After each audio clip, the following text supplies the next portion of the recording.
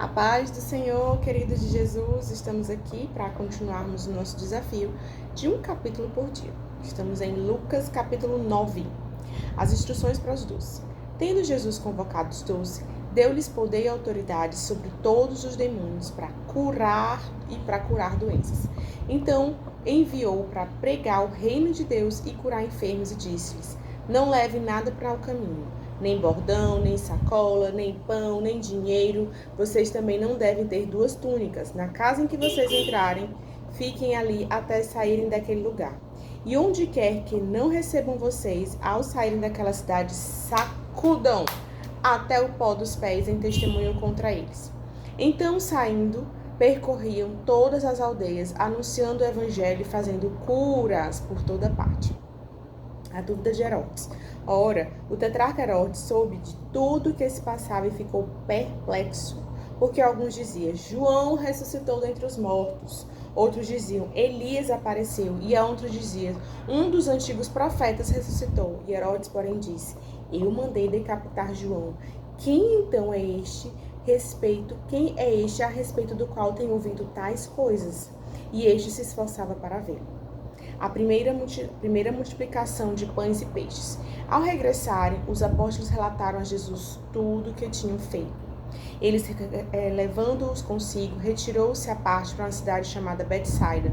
Mas a multidão souberam disso e o seguiram. Acolhendo-os, Jesus lhe falava a respeito do reino de Deus e socorria os que tinham necessidade de cura. Mas o dia estava chegando ao fim, então os 12 se aproximaram de Jesus e disseram: despeça a multidão, para que indo às aldeias e campos ao redor se hospedem e encontrem alimento, pois estamos aqui em um lugar deserto. Jesus, porém, disse: deem vocês mesmo comida para eles. Os discípulos responderam: não temos mais do que 5 pães e 2 peixes, a não ser que nós mesmos compremos comida para todo este povo.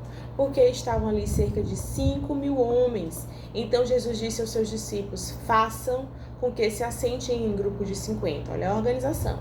Eles atenderam, fazendo com que todos os assentassem, e Jesus, pegando os 5 pães e 2 peixes, erguendo os olhos para o céu, os abençoou, partiu e deu aos discípulos para que distribuíssem entre o povo. Todos comeram e se fartaram, e dos pedaços que sobraram foram recolhidos 12 cestos.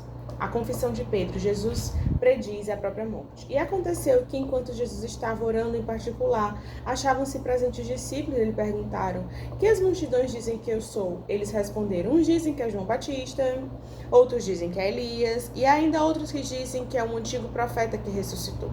Então Jesus perguntou: e vocês? Quem dizem que eu sou? Respondeu Pedro: o Cristo de Deus. Jesus, porém, advertindo-os, mandou a ninguém declarar tal coisa.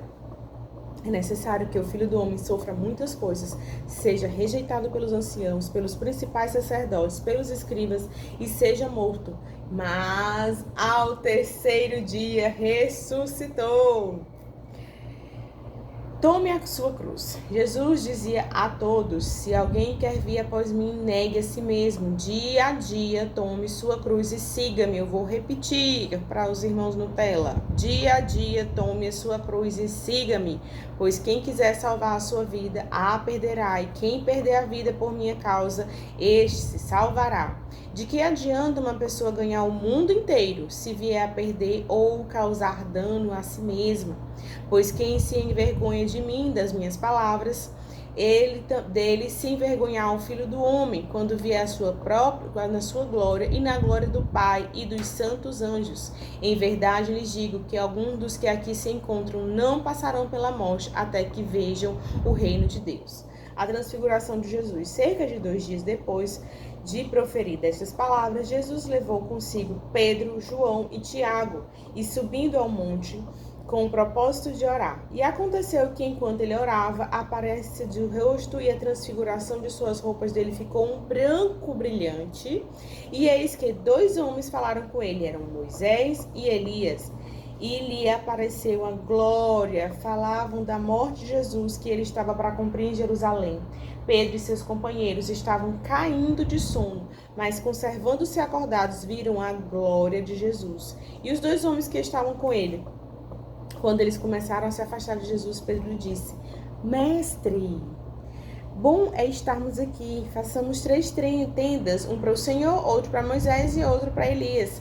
Porém, Pedro não sabia o que estava dizendo. Enquanto assim falava, veio uma nuvem e o envolveu, e ficaram com medo ao entrar na nuvem. E dela veio uma voz que dizia: Este é o meu filho, o meu eleito. Escutem o que ele diz. Depois daquela voz, perceberam que Jesus estava sozinho. Eles ficaram calados e naqueles dias não contaram nada a ninguém a respeito do que tinham visto. A cura de um jovem. No dia seguinte, quando eles desceram do monte, uma grande multidão veio ao encontro de Jesus. E eis que no meio da multidão sai um homem dizendo em alta voz: Mestre, peço que o Senhor olhe o meu filho, porque é o único que eu tenho. O espírito se apodera dele, de repente o menino grita, e o espírito o convulsiona até espuma, dificilmente o deixa depois de o ter maltratado. Pedi aos seus discípulos que o expulsasse, mas eles não puderam. Jesus exclamou: Ó geração incrédula e perversa, até quando estarei com vocês e terei de suportá-lo? Tragam o menino aqui. Quando o menino estava se aproximando, o demônio se atirou no chão e convulsionou. Mas Jesus repreendeu o espírito imundo, curou o menino e o entregou ao Pai. E todos ficaram maravilhados com a majestade de Deus. De novo Jesus predisse a morte. Como todos estavam admirados com tudo que Jesus fazia, ele disse aos seus discípulos: Prestem bem atenção nas seguintes palavras: o Filho do Homem está para ser entregue nas mãos do homem. Ele, porém, não entendiu isso, e ele ali foi encoberto para que não o compreendesse, e temiu também fazer perguntas a Jesus a respeito deste assunto. O maior reino de Deus. Surgiu entre os discípulos uma discussão boba sobre qual deles seria o maior. Mas Jesus, sabendo o que passava no coração dele, pegou uma criança, juntou-a junto de si e lhe disse: Quem receber esta criança em meu nome, a mim mesmo recebe, e quem receber a mim, recebe aquele que me enviou. Porque aquele que for menor de todos entre vocês, esse é grande. Quem não é contra você é a favor de vocês. João tomou a palavra e disse: Mestre, vimos um certo homem que expulsava demônios em seu nome, mas nós o proibimos de fazer isso, porque não segue conosco. Mas Jesus lhe disse: Não proíbam, pois quem não é contra vocês é a favor de vocês. Os samaritanos não recebiam Jesus. E aconteceu que, ao completarem os dias em que ele seria levado ao céu, Jesus manifestou no semblante a firme resolução de ir para Jerusalém. E enviou mensageiros que fossem na frente, indo eles entraram numa aldeia de samaritanos para lhe preparar pousada, mas não o receberam, porque o aspecto era de quem decididamente ia para Jerusalém.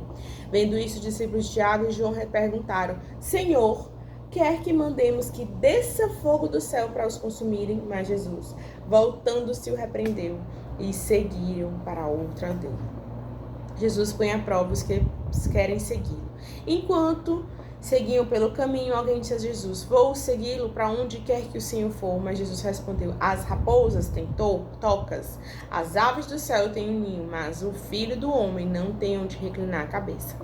Outro Jesus disse: Siga-me. Mas ele respondeu: Senhor, deixe-me primeiro sepultar o meu pai.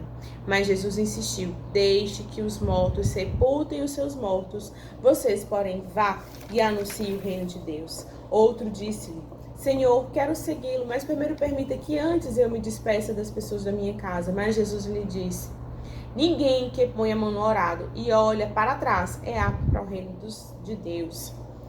Eu profetizo sobre a sua vida que você coloca sim a mão no arado, mas não deixe que isso seja o principal da sua vida. Você coloca o reino de Deus como principal na sua vida. Eu profetizo sobre a sua vida e sobre a minha vida que nós veremos a glória de Deus manifesta sobre nós, que o nosso entendimento não será encoberto, mas nossos olhos espirituais caem todas as escamas, os nossos ouvidos, para que nós possamos ouvir e entender a voz de Deus.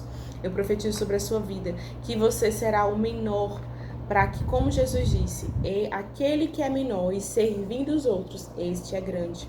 Eu profetizo sobre a sua vida o que diz no versículo 23 e 24: pois quem quiser salvar a sua vida perderá, mas quem perderá a sua vida por causa de mim salvará. Que nós possamos tomar a nossa cruz e seguir Jesus. Nem sempre vai ser confortável, mas nós cremos que maior é o poder de Deus sobre as nossas vidas. E eu profetizo sobre a sua vida a autoridade que Deus colocou sobre os 12 para expulsar demônios, curar enfermos, pregar o reino dos céus e sim, estarmos anunciando verdadeiramente o evangelho que cura e faz diferença. Você é a carta viva de Jesus. Não esqueça disso. Amém?